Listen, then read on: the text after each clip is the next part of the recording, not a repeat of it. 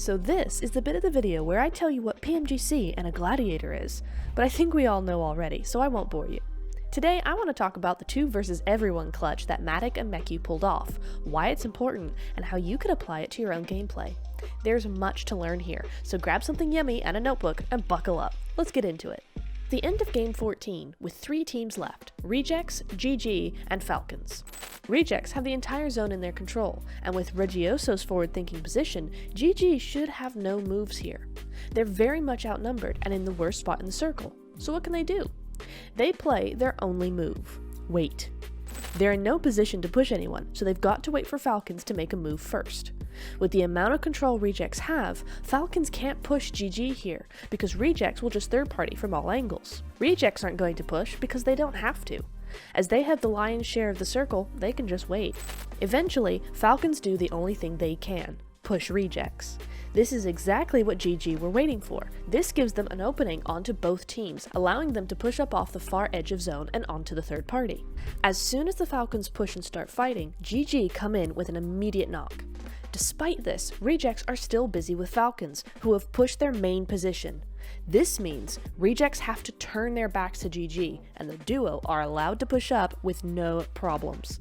Meku identifies the best possible move, rotating behind the hill out of sight and ending up right on top of Rejects. Matic helps him by spraying down Duello in the open. This was very risky, but this is where a team relies on their gun skill and their information. They know Duello is the only one who can shoot him because the rest of Rejects are busy rezzing and getting rezzed. Duello is alone, and Matic can do enough to make sure he's not the one knocked.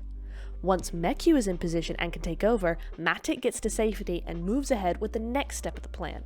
Duello is easily dealt with, which means it's now time for both players to focus on the remaining players. Because of GG's pace, Rejects was unable to revive their players in time, which left a solo. He was easily dispatched and the game was won.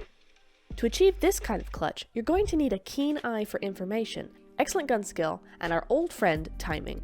GG would have lost this fight if they hadn't had the information on the Falcons' push, the gun skill of Matic to spray while without cover, and the timing to push at the correct times and focus on the correct places. It's these 3 things that are the basics of PUBG Mobile, and yet are hard to master and are often neglected. If your team is not performing well, 90% of the time the reason lies in one of these 3 categories. Pay close attention to this fight in particular, go back and watch the key elements and how they play out, and then see if you can identify what you're missing. Although GG haven't made it to the finals this year, we can still learn from this world-class team.